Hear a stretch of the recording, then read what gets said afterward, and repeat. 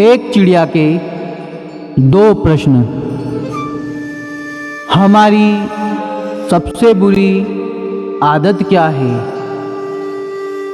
और हमारी सबसे बड़ी मजबूरी क्या है।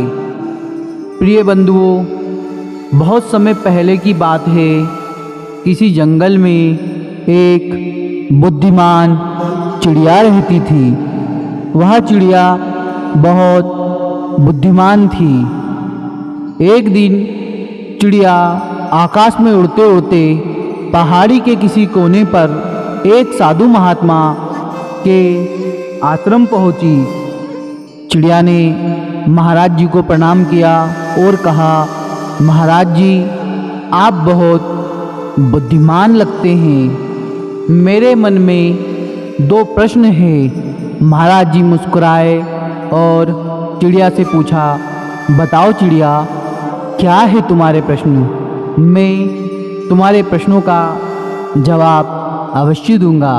चिड़िया ने अपने दोनों प्रश्न महात्मा जी को बताए और कहा कि महात्मा जी, मेरा पहला प्रश्न है कि हमारी सबसे बड़ी कमजोरी क्या है, और मेरा दूसरा प्रश्न है कि हमारी सबसे बुरी आदत क्या है। महाराज जी ने चिड़िया के प्रश्न सुने और महाराज जी मुस्कुराए। महाराज जी ने कहा, सुनो चिड़िया, मैं तुम्हारे प्रश्न का जवाब अवश्य दूंगा, लेकिन मैं इतना बता दूं, जो तुमने ये प्रश्न मुझसे पूछे हैं, इन प्रश्नों के जवाब का पालन जो कोई व्यक्ति करेगा वह अवश्य ही अपने जीवन में एक बड़ा मुकाम हासिल करेगा। चलो मैं तुम्हारे प्रश्नों का जवाब देता हूँ। बहुत समय पहले की बात है।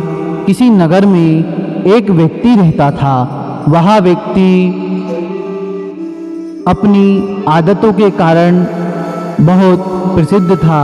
वह बहुत बड़ा जुआरी व्यक्ति था, लेकिन धीरे धीरे करके जुआ खेलते खेलते वह अपना सब कुछ हार चुका था।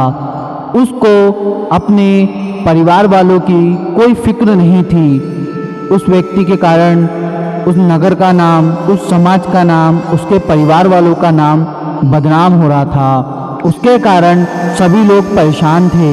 उसे सभी लोग समझाते थे, लेकिन वह व्यक्ति हर किसी को एक ही जवाब देता कि मैंने इस आदत को नहीं पकड़ा, बल्कि इस आदत ने मुझे पकड़ रखा है।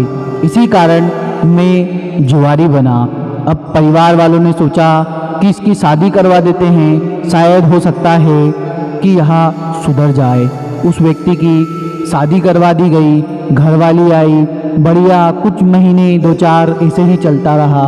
वह सबको लगने लगा कि ये सुधर गया है, लेकिन 6 महीने बाद वह व्यक्ति फिर से जुआ खेलने लगा। अब उसके परिवार वाले और परेशान होने लगे। पत्नी दुखी होने लगी और वह तनाव में जाने लगी।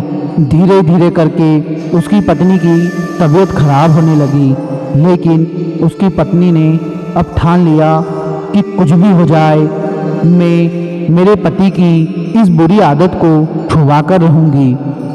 उस पत्नी को पता चलता है कि नगर के पास में ही एक महान संत का आश्रम है। वहाँ उसकी समस्या का हल मिल सकता है। उसने अपने पति को लेकर वहाँ साधु महात्मा के पास गई और उसने साधु महात्मा को अपनी सारी विस्तार पूर्वक समस्या सुनाई।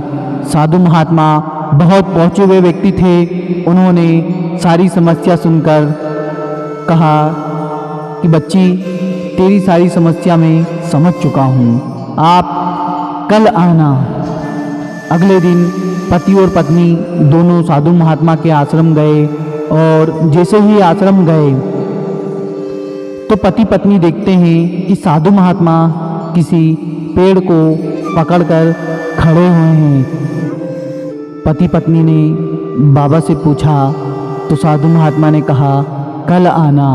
अगले दिन फिर वहाँ गए और देखा कि फिर से साधु महात्मा उसी पेड़ को पकड़कर खड़े हुए हैं। साधु महात्मा ने कहा कि तुम्हारी समस्या के लिए तुम कल आना। ऐसे ही मित्रों वह अगले दिन गए, फिर अगले दिन गए, लेकिन ऐसे जाते जाते कुछ दिन बीते और जब उनसे रहा नहीं गया, जब वो परेशान हो गए तो उन्होंने साधु महात्मा से कहा कि हे साधु महात्मा, आप क्या चाहते हैं, आपके मन में क्या विचार चल रहा है। उन्होंने जिज्ञासावश पूछा तो साधु महात्मा ने कहा कि ये पेड़ मुझे पकड़कर खड़ा हुआ है। साधु महात्मा की बातें सुनकर पति पत्नी गंभीर हो गए और बोले कि महात्मा जी, पेड़ ने नहीं, आपने पेड़ को पकड़ रखा है। महात्मा जी मुस्कुराए, बस इतनी ही सो बात तो मैं तुमको कब से समझा रहा हूँ कि तुमको तुम्हारी बुरी आदत ने नहीं पकड़ रखा है, तुमने तुम्हारी बुरी आदत को पकड़ रखा है।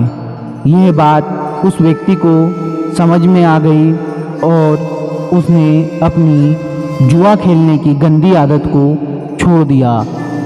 अब मित्रों, महात्मा ने चिड़िया से कहा कि चिड़िया, मैं आशा करता हूँ कि तेरे दोनों प्रश्नों के जवाब तुझे मिल गए होंगे।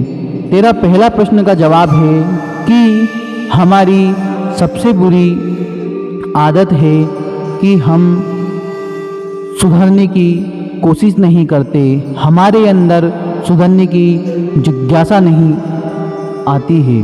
और तेरे दूसरे प्रश्न का जवाब है कि हमारी सबसे बड़ी मजबूरी क्या है।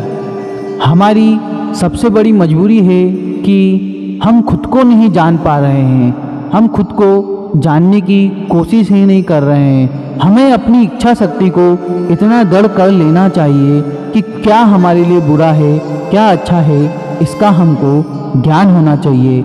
आशा करता हूँ मित्रों यह कहानी आपको पसंद आई होगी। यदि यह कहानी आपको पसंद आई तो कृपया कर जाते जाते चैनल को सब्सक्राइब अवश्य कर दें। मिलते हैं किसी नई कहानी में, जब तक के लिए जय श्री राधे, जय श्री महाकाल।